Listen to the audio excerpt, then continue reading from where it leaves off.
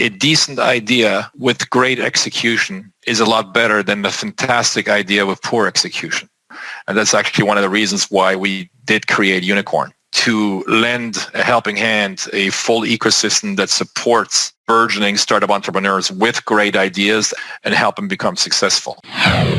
Welcome to the My Future Business Show, where we get you in front of your best audience and keep you there. Not only are we interviewing the biggest names in business to help you become even more successful, we're inviting you to book your spot on the show to help you grow your business.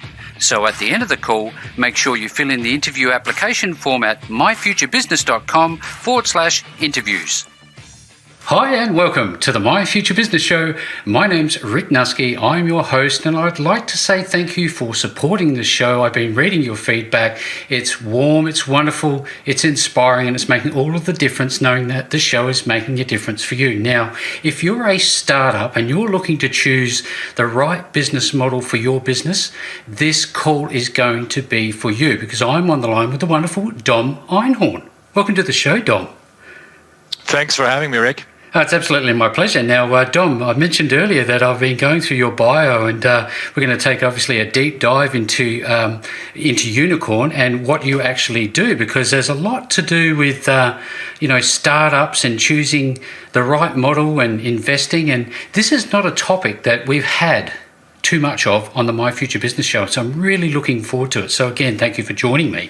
Now, before we get into, I guess, the meat and the gravy of the call, Dom, what I'd like to do is learn a little bit more about you. Now, a good place to start, I think, is to ask you where you're located. I'm calling in from the southwest of France, a small town by the name of Sarlat. That's Sarlat, which is located halfway between Bordeaux on the coast and Toulouse on the south.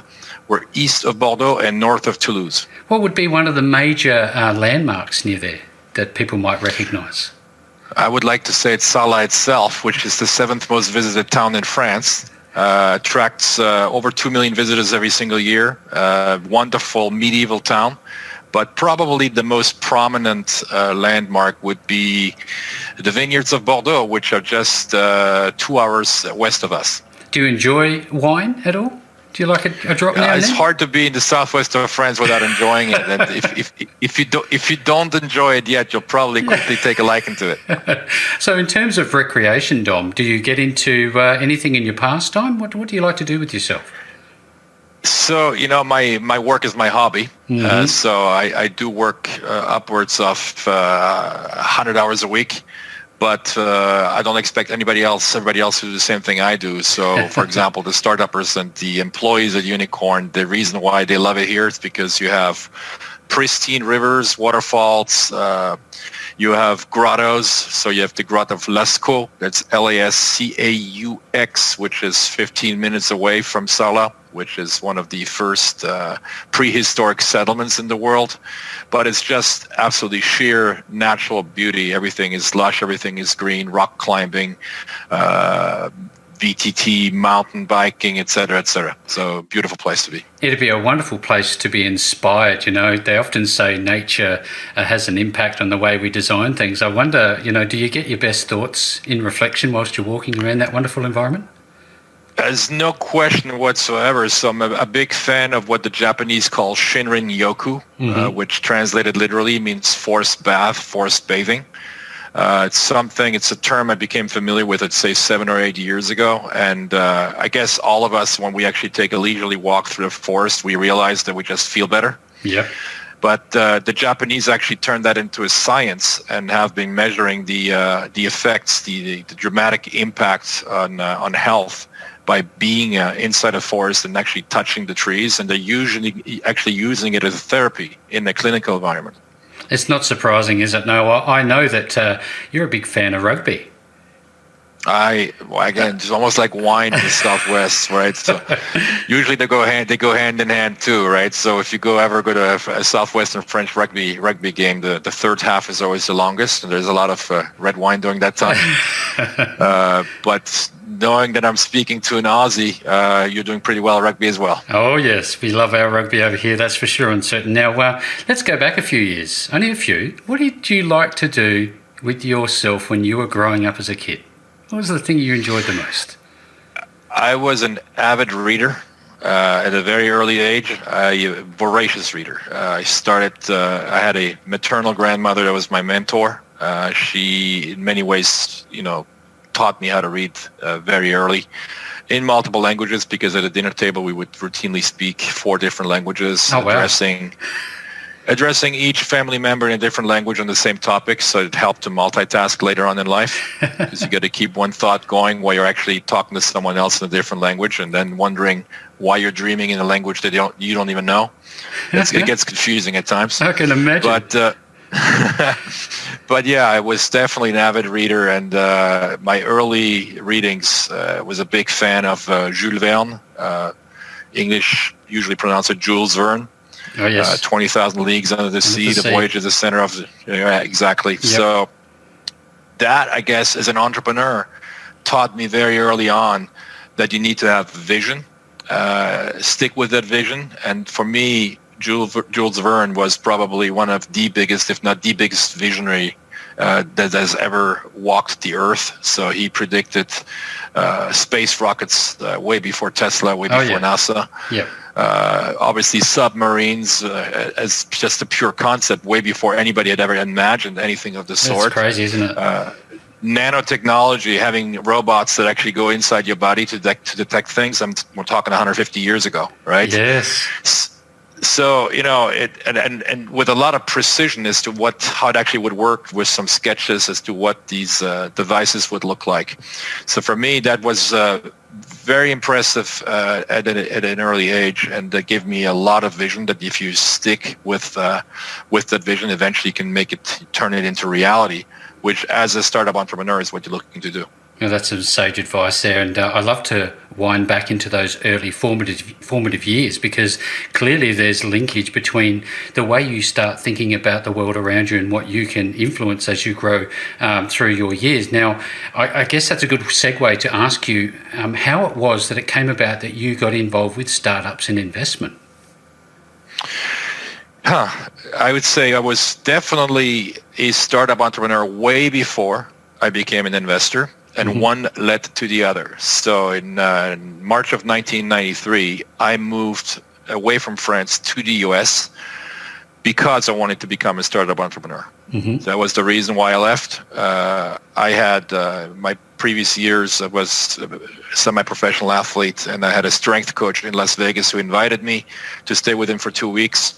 And came back 8 years later, first time back to France. I wonder, in the list of things that I really wanted to talk with you about tonight, Dom, is some of the different business models. You've touched on digital marketing before it's fashionable. I'm wondering, what are the different business models out there when somebody's considering starting a business and they have no idea what they're up against? Or should they go into this with an idea first? Yeah, so obviously everything starts with an idea. You're absolutely right. But I think that at the end of the day, ideas are very often overvalued over execution. What I mean by that is that in my experience and in most startup entrepreneurs' business as well as angel investors, it turns out that a decent idea with great execution is a lot better than a fantastic idea with poor execution. Ideas are a dime a dozen. I'm not saying that one idea is bad versus another is good, but we do see an overwhelming amount of ideas popping up every single day. But the ability to execute upon that promise is really what separates the wheat from the chaff. And that's actually one of the reasons why we did create Uniqorn. The idea being to lend a helping hand, a full ecosystem that supports burgeoning startup entrepreneurs with great ideas and an initial proof of concept and help them become successful. I just want to jump back, if we could. As a semi-professional athlete, a sports person, are there any parallels between running a business and the things that you learned as a sports person, do you think? No question. And I think you as a rugby fan, you will know that first and foremost. The ability of taking a hit, getting knocked down, and being able to get back up is probably, so resilience, grit, discipline, without a doubt. You see a lot of former athletes that make great entrepreneurs. You need to have a good balance, obviously, between IQ and EQ, so emotional quotient versus intellectual quotient. And there too, obviously, grit and resilience is not measured on the scale of EQ, but on IQ, but on EQ, and that is very much part of the DNA of what makes an entrepreneur. Thank you. I'm sitting here and I'm thinking to myself, there's so many questions that I have for you. This can be a great call. I'm wondering, what is it that stands out about startups that you love the most? Is it the process or is it the people behind the new startups, do you think? I think it's the excitement and the belief that every challenge that we face as humankind is very rarely solved by central governments and bureaucracy. And in most all cases, they are being solved by creative entrepreneurs who set their life, risk everything in order to actually make it happen. I think that's the most exciting part. So it's actually the people part where you actually see people who are so driven, so passionate about what it is that they do. For me, there's nothing more boring than hanging out with a person that's not passionate about anything. I don't get any thrill whatsoever. And frankly, I don't care what you're passionate about. If you're passionate about fly fishing, great. If you're passionate about your art, great. What I don't understand is how people cannot be passionate about something and actually dedicate their life towards it rather than being bored. Yeah. Boredom is a concept that's completely foreign to me.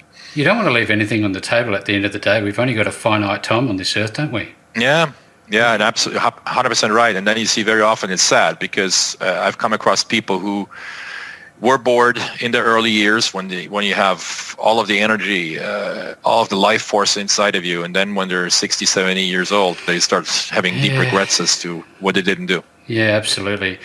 If I can, I'd love to go back a little bit because you touched on something that made me think about the current situation that we are going through globally, and I thought about the word innovation. Now, what sort of innovation are you seeing at this time? That's a very interesting question. I think one in particular that I'm seeing is the rapid adoption of technology. Much faster than before COVID as a result of not having a choice. Yeah. Right. So, and that's why I'm always an eternal optimist, but even more so now during COVID than before, because despite the problems that we're facing today, what COVID provides us is an unparalleled opportunity to finally do the right thing, to actually go digital first. Yeah. So that once we come out on the other side, we're going to have vastly improved efficiencies. So what you're seeing, for example, concretely today, are older people. I'm not assuming that the average entrepreneur is younger, but there's a lot of silver entrepreneurs, more and more of them, thank God. Yep. But 60s, 70s, 80s, 90s, who are now for the first time using tools like the one we're using Zoom, Google Meet, Microsoft Teams, etc. So as not to give any preference to anyone, for the first time. And now, if the crisis had only lasted 1 or 2 months, we would have been just like a rubber band, jumped back into our old habits. But what we're actually doing now is we're fundamentally transforming who we are. We're rewiring our brains, and we're completely changing our habits and getting on a brand new track of progression and of efficiency as a result of that. So as we come out of this crisis, which hopefully will happen sooner rather than later, yes, we will be a lot more efficient, because I can't tell you, Rick, how many people I've worked with over the years, especially older entrepreneurs who had never touched Zoom before, and they're now telling me, you know what, I realized that I don't have to fly from Los Angeles to New York to have a 10-minute meeting anymore. Oh, yeah. Right? Yeah. So a lot more efficient, a lot more environmentally friendly. And I think as a result of now, again, having no choice creates new habits, right? So let's assume you're like eating junk food. If that junk food is taken away from you from one day to another, you will lose that bad habit. And creating good habits and abandoning bad habits is one of the easiest way to make progress in life and to grow. Absolutely. Thank you for sharing this wonderful insight, Dom. I often think about and hear stories of with the technological advancements due to, I guess, force feeding of change, that a lot of employees, as well as business owners, are now seeing the benefit from the environmental perspective. Instead of driving all the way half an hour through traffic to and from work every single day, they can do everything from home. What sort of emerging, practices are you seeing? Similar? Number one, absolutely right. So, for example, I'll give you one concrete example. Here at Uniqorn, I have we're 30 people roughly from 18 different nationalities, and slightly more women than men. Not by design, by pure chance. Nobody had to tell us this is how you need to behave, respect diversity, etc. Which is something I don't believe in, right? We don't like being told what it is that should be coming naturally anyway. But in our scenario, I have the wall behind me, I have two engineers from Panama that have worked with me for years, one of them since 2005. And I used to have an office in Panama, and they used to commute between 3 and 5 hours to and from the office every single day in Panama. And today, again, we're in a small town where it's very nice to live and to work. They walk to the office for 5 to 10 minutes to drop the kids up at school on the way to the office and to pick them up on the way home. It's beautiful, isn't it? Dramatic change, obviously, in lifestyle. Obviously the performance at work is gone way, way up as well because they're just not tired like they used to be. And then when it comes to technologies, to respond to your question, what we're seeing is the rapid fusion of 3 core technologies that today we still consider as separate, consisting of 5G, augmented reality and virtual reality, and AI, artificial intelligence. Those 3 are actually becoming one and are becoming a super technology. I'm a huge fan of augmented reality because it allows you to see the world in different ways. So, for example, we incubate an AR company called XR Applied. The idea being that we use AR to extend and increase experiences, human experiences. A perfect example would be, it's a test that we actually did. You show a little girl, for some reason kids are fascinated by dinosaurs, right? As we all know. You show a little girl a book. Probably even more so now with AR, but I'll explain to you why. You show little Amy a book with dinosaurs. She goes through, oh, wow, this is nice and nice and nice. Okay. And then you give her an augmented version of that book where you hold, be it an iPad or a tablet or an iPhone next to it with an app that augments that character. And now the Triceratops is jumping out of the book and says, oh, hi, Amy. How are you today? Let me tell you a little bit more about my story. So when you actually see the impact that has, and knowing that in our current school curriculum, anywhere in the world, we have massive dropout rates, lack of engagement for all sorts of reasons, valid and not. But fact is, it's there. It is there. And now you have, via technology, you can actually bring that engagement back at a much, much higher level, accelerate the pace of learning, right? Take something that is boring. You can have a boring teacher, augment him, and all of a sudden becomes interesting and funny. Clearly, kids are going to learn faster, right? So there's some immediate tangible benefits for some of these burgeoning technologies that are starting to have a very, very measurable impact today. Yeah, I can see how that would be exciting. Just you explaining it in that manner made me feel excited about our children's future, because at the end of the day, they're the next generation. They're the ones that we need to look after. And I'd like to be that fly in the wall in 20, 30, 40 years' time to see what's going on. Now, Dom, cutting to the core of today's call, we're going to obviously look at business models and choosing the right one. I think it's important to start off and ask the question, can anyone with a business idea do a startup? Is it for everyone? Difficult question. I would say yes and no. Why do I say yes? Is because I would say anyone with a bright idea who is willing, has what it takes to execute, unequivocally, yes. I would say no because my experience shows that not everyone is cut out to be an entrepreneur. Yeah. And it all has to do with your resistance to failure and what your tolerance level for failure is. Because the problem is our brains have been hardwired to consider and look at failure as a bad thing, when in fact it's a great thing as long as you graduate from it. So I'm going to try to explain this to you with some very concrete examples. Failures, if you control them, are stepping stones towards success. Yeah. A famous example would be Thomas Edison inventing the light bulb. When he was asked, Mr. Edison, how come you succeeded where so many before you have failed, had a very simple answer. Well, ladies and gentlemen, I finally ran out of things that did not work. Yep. So basically what he was saying is that I had so many failures prior to succeeding that I finally ran out of things that could possibly fail. I had no choice but to succeed. So when you're actually reading, and that's why reading is so important, because reading, you have this ability of sharing other people's experiences and not repeating their mistakes or learning from them. Yep. Right? Very rapidly by iteration. In my personal experience, going back to 1993, 1994, when I first moved to the U.S., I started a company where we were selling websites way before anybody knew what a website was. So it was like selling ice to Eskimos.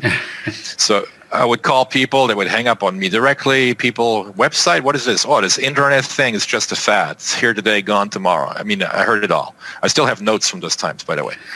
But most importantly, you're running a business, you need to measure what it is that you're doing so that you can actually improve upon what you're measuring. And I came up with the rule of 36/1. And what that means is that in order for me to sell a website 28 years ago, I needed to make 36 calls, which means 35 people before said no, not interested, buzz off, or whatever, before I got that one. Hence the rule of 36/1. But again, if I hadn't gone through this pain process, if I hadn't gone through these failures and stepping stones, I would have never succeeded in making that sale. Yeah, it's that persistency, isn't it? It's that stick-with-itness. You have to, see, again, it all depends when you say startup entrepreneur. If you're a solo entrepreneur and you don't have that mentality, if you're not willing to go through that pain and put up with it, not everybody's cut out to do it. Find someone who is. So I'm not saying you couldn't be an entrepreneur, but if that's the case, because in business, until you make a sale, nothing happens. Let's be clear. Yeah. There is no revenue flow. There's no sustainability whatsoever, right? I'm not saying you, with your great idea, need to be that salesperson. But what you need to know is that you need to surround yourself with complementary assets, human assets, that can actually fulfill that dream, fulfill that premise that you're setting your sights to. And this is where Uniqorn comes into it. I wonder if I can ask a question about Uniqorn Incubator.com, Dom, because I'm looking at it and I see three things. I see incubate, I see accelerate, and I see thrive. And that sort of led me to the question, what are the phases or the stages in startup? I wonder if you can briefly explain them. So for those of you who have video enabled, you can see the front of my business card. I love it. Right? Yep. Incubate, accelerate, thrive, as you mentioned. Crawl, walk, run underneath for each stage. Yep. Those are roughly speaking the stages. The crawling stage, hence the term incubator, right? Where does incubator come from? It comes from the hospital incubator when a premature baby is born and it doesn't have sustainability. It needs to be put into a device that actually nurtures it along until it becomes stronger to eventually live without the device. At the early stage is when startups are the weakest, the most fragile, and the most prone to failure. Yeah. What we want to do is we want to surround them with complementary skill sets that they don't necessarily have internally. That could be accounting, could be legal, could be marketing, sales, could be engineering, could be graphic design, or all of the above. So they come to us and say, look, we're good at this, and you have an ecosystem with complementary skill sets that we do not have. And then we figure out whether it makes sense, whether there is product market fit. I have a financial analyst that looks at just, obviously the numbers as well, make sure they make sense. But the first question we ask ourselves at Uniqorn, first and foremost, is assuming everything checks out and we marry, because that's basically what it boils down to, marry Uniqorn with that startup, how quickly can we add value? Right? If the answer is, I don't see how I can add value, I'm just going to go back to the startup entrepreneur and say, look, unfortunately, I wish you the best, but this is not what we can, it's not going to work because I don't see how we can actually add value. When we can add value and everything else checks out, then it gets very, very easy and very interesting. And usually you have a deal done within a day or two because you just see the synergies. The startup entrepreneur sees the synergies, we see it, etc. But it brings us to a larger problem, which I think exists in this ecosystem, and that's kind of like the bridge to angel investing. Again, for the majority of my life, I was a startup entrepreneur. About 6, 7, 8 years ago, I slowly moved into an angel investor who then decided to create Uniqorn, the incubator accelerator. And what I realized at that time, which is a problem that I'm still only scratching the surface on today, is a huge expectation gap between the startup entrepreneur looking to raise financing and the angel investor looking to provide that financing. And the easiest way to describe it is by saying that typically speaking, startup entrepreneurs broadcast on FM and investors listen to AM. Right. So you have this expectation gap, which I experienced very early on in my career when I was pitching an investor for the first time in my life. And I was very excited, but his eyes started rolling over and I realized I'm losing the guy. And then he pauses and then he turns around and asks me, so Dom, what kind of financing are you raising? Are you doing a seed stage, a pre-seed? Are you doing a Series A? What are you doing? And I looked at him the same way he had just looked at me. I had no idea what he was talking about. Right? Because the two worlds are so radically different. In most cases, it's changed a little bit because of people like myself, and there's a lot of people like myself that have created startup enterprises, sold some of them off, and become angel investors. Thank God for those people because they actually understand what it feels like to be sitting on both sides of the table. Right? But it's because of those friction points that we actually created the incubator accelerator to make it a lot more seamless and to make it a lot easier for entrepreneurs to launch their business and know that they're not alone. Because by definition, if you have a great idea with tremendous potential impact, you have to quickly abandon the idea of staying alone. If you're a lone wolf, for example, I couldn't even bring you in because we are looking for scalability on the market. And by definition, when you scale, you need more people. You need to have a team to can actually do that. And if you think you yourself can do it all, you're in for a rude awakening. Yes, it would be very confronting very quickly. I'm very sure of that now. I used to be that guy. I used to think I could do it all. I'm doing it on my own. No, you're not. Exactly. We talked about, talented individuals.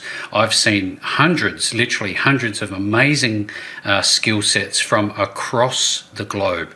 And with technology and how quickly it's expanding and becoming almost omnipresent in our worlds, where is the best place to start a business, a startup, an incubation with somebody like you? Does it have to be in France, or where's the best location, do you think?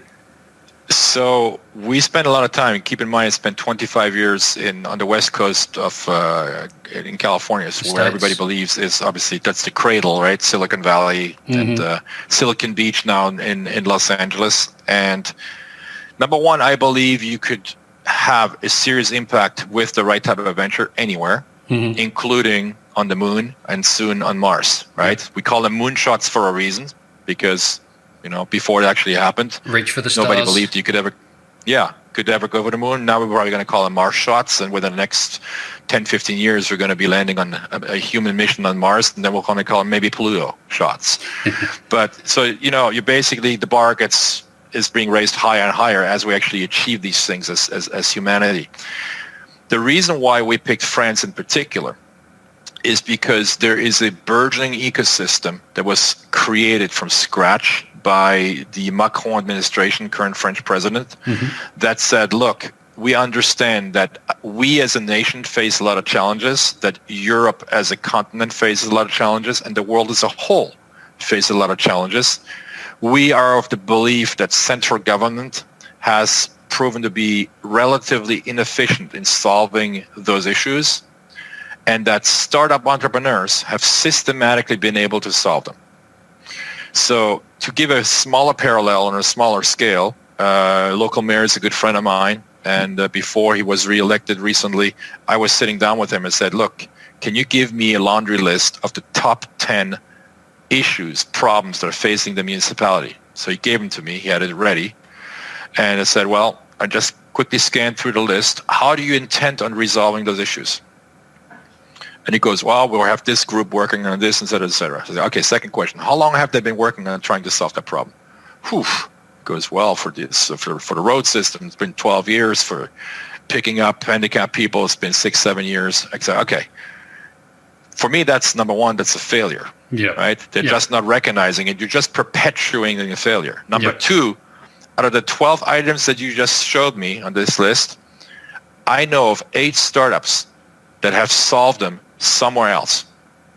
Right? So no guesswork. Okay, the parking meters of people having to bend down and, there's too much light in their face and whatnot is one of them. Okay, I can give you 3 startups that have solved that one. Picking up handicapped people automatically, there's 2 startups in France that have solved it. What I recommend is we bring them here. Yep. We bring them into Uniqorn, let them solve the problems of the municipality. Absolutely. Right? So that, going back to what makes France so attractive, is that the government from the top down has put together a number of initiatives and incentives in drawing in the talent, including foreign talent, via something that's called a talent passport visa. So I have a number of engineers that are here at Uniqorn that came through that procedure within 2 weeks from different parts of the world, where before you used to take 2 years to actually go through the administration, through the bureaucracy. Then you have process. Absolutely. Then you have some very strong investor incentives that will allow an investor who invests into a French technology startup to actually obtain a visa, 4-year visa for himself and his entire family, renewable upon expiration, and after year 5, he can apply for French citizenship. That also did not exist before. And now you have a lot of synergies between, the government also started a label called the French Tech. Yep. Which is more like a marketing label you may have heard of. You now have delegations all over the world pitching France as a destination where you can actually live and work, because sometimes, myself included, we tend to forget to live because we work so much. Oh, yeah. So the French obviously have a pretty good reputation when it comes to having a good time and a good life. So being French and German, half French, half German, more on the German side and that side. So not to say I don't have a good time, but I have an amazing time just working. But look, I understand that everybody's cut out to do what I do, but you can have a lot of fun doing other things as well. Absolutely. This has just been an incredible call, Dom. Now at the pointy end of it, I'd love to ask you that when we're going to have a lot of people on this call that are sort of sitting there wondering, well, what do I do next? I really want to reach out to Uniqorn and see if they can help me. So what would be the process that they would need to follow? By all means, reach out to me directly on LinkedIn. That's where I'm most active. Dom, D-O-M, Einhorn, E-I-N-H-O-R-N. By the way, Einhorn in German means unicorn as well. Unicorn Incubator. It's unicorn with a Q. Unicornincubator.com is the website. Yep. My direct email is dom@unicornincubator.com. And last but not least, for those of you who want to look for a great excuse to visit France, we are hosting the Startup Super Cup, October 1, 2, 3 of 2021, which is an amazing event that will bring together upwards of 800 angel investors, between 100 and 150 startups competing for a grand prize and multiple second-tier prizes. And all of the financial and startup media will be covering the show as well. That's wonderful. Now, if you're listening to this call and you've heard Dom talk about lone wolves, and you have a business idea and you're just sitting there and you're passionate about this is what you want to do, don't do this alone. Reach out to Dom. I will be making sure that all of the links that you need to reach Dom and his wonderful team are available to you below this post.